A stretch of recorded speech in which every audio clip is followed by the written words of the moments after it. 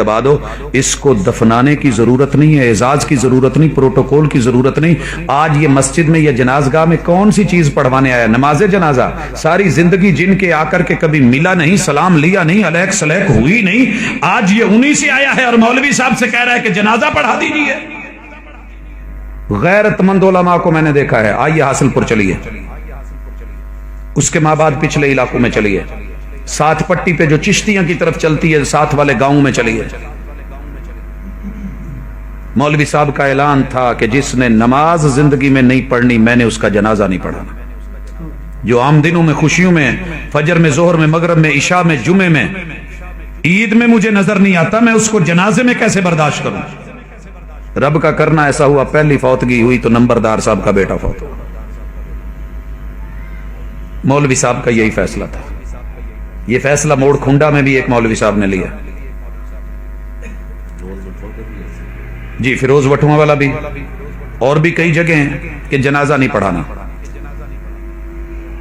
नंबरदार ने अपनी सख्ती वाली जुबान बोली और एक जनाजा मैंने जिंदगी में ऐसा पढ़ाया है, देखा है कि जिसको पूरी जमाते बरेलविया का एक भी आलम जनाजा पढ़ाने को तैयार नहीं। हम डट जाते हैं जब जाती जरूरतें होती हैं, जनाजा नहीं पढ़ाना। नंबरदार को बड़ी चोट लगी कि तनख्वाह मैं दूं, पैसे मैं दूं, दाने मैं दूं, मूंजी मैं दूं, गंदम मैं दूं, आटा मैं दूं, सब कुछ मैं दूं और मेरा ही बच्चा, उसी का जनाजा नहीं होगा। साथ वाले गांव के मौलवी को बुलाया, उसने कहा जी नहीं, हमारा एका है। 5 या 6 गांव वाले थे जिन्होंने ये एका किया। बात दूर तक फैल गई, मौलवी के बच्चे का जनाजा को नहीं पढ़ा रहा। उसने कहा मौलवी जी फारग कर दूंगा। कहा जनाब आपकी मेहरबानी, आप कर दे, मुझे इस रिज़्क़ की जरूरत नहीं है कि जो इस तरीके से लिया जाए। उसने मौलवी साहब को फिर अलग से बुलाया और कहने लगा मौलवी साहब मसला क्या है? कहा वही जो आज तक सुनाता रहा और आपके कान पे जूं नहीं रेंगी कि जो रब का नहीं वो सबका नहीं, जो आम दिनों में नमाजी नहीं, हम उसके ऊपर ठेका तो नहीं उठाया कि हम भी पढ़ें। कहा अल्लाह के लिए किसी ना किसी तरीके से इसका पढ़ा दो, मैं आगे बंदोबस्त करता हूं। कहने लगे जी मैं तो नहीं पढ़ाना, बाहरों को लाओ। किराए के एक मौलाना साहब लाए गए, उन्होंने जनाजा पढ़ाया, दफना दिया गया। नंबरदार साहब ने ऐलान कर दिया कि कोई भी बंदा जो नमाज के वक्त मुझे कारोबार में, घर में दाएं बाएं बैठा नजर आ गया, मस्जिद में नजर ना आया, कल को हमने उसका जनाजा नहीं पढ़ाना और फिर उसकी खैर नहीं। पूरी पट्टी नमाजी बनी। हजरत ओडा वाला, अगर आज भी आप उसकी मिसाल जानते और समझते हैं तो ऐसे नहीं है कि कोई टीवी नहीं है, आज तक वहां शराब नहीं है, वहां पे सिगरेट नहीं है, दुकानों पे बिकती नहीं है। हजरत जब हमारे बड़े, जब हमारे वडेरे, जब हमारे असलाफ, जब सारे मसलक, जब सारे खानदान, जब उनके मियां, जब उनके बुजुर्ग, जब वालिदैन इस बात की फिक्र करते थे तो हर बच्चा, हर नौजवान, हर मर्द, हर औरत नमाजी था।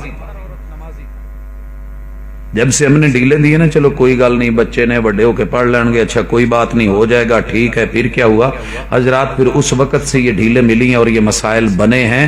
आइए यहां तलक मैं दुनिया में रोकूं, थोड़ा सा ब्रेक लगाने लगा हूं। फतवे आपने सारे सुन लिए, ये तो दुनिया में अशर है। अगर जिंदगी में ये आदमी बेनमाज है, ये अपनी बेटी का वली नहीं बन सकता। वलन यजअलल्लाहु लिल काफिरीना अलल मुमिनीना सबीला। इस बेनमाज को काफिर अल्लाह के महबूब ने कहा है, मुशरिक खुद अल्लाह ने कहा है, मुर्तद सहाबा ने कहा है, और इसको जेल बंद करने के लिए इमाम आजम इमाम अबू हनीफा रहमहुल्लाह, जिनको दुनिया ये लकब देती है, उन्होंने बोला है। इमाम दारुल हिजरा, इमाम मदीना, इमाम मालिक ने बोला है। इमाम शाफी, इमाम अहमद इब्न हंबल ने बोला है।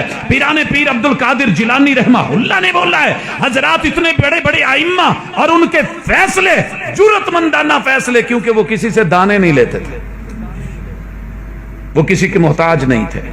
अपनी किताबों में लिख के बयान कर गए, कहा कि अगर ये नमाज नहीं पढ़ता, इसकी बेटियां जवान हैं, ये वली बन करके उनका रिश्ता नहीं कर सकता, ये अपनी बीवी का शौहर नहीं रह सकता, ये उससे औलाद नहीं ले सकता, औलाद हरामी होगी। ਅਸੀਂ निकी निकी गल तो अपने बच्चों को कही जावे राम दिया, बाप कह रहा होता है, मां कह रही होती है, कभी रब के कहने पे भी माने। अच्छा छोटी सी बात होती है ना, मौलवी साहब फतवा दे देते हैं कि निकाह टूट गया। जिस पे निकाह टूट रहे हैं वो ये है जो नमाज नहीं पढ़ता। जब दीन बदल जाए तो निकाह नहीं रहते।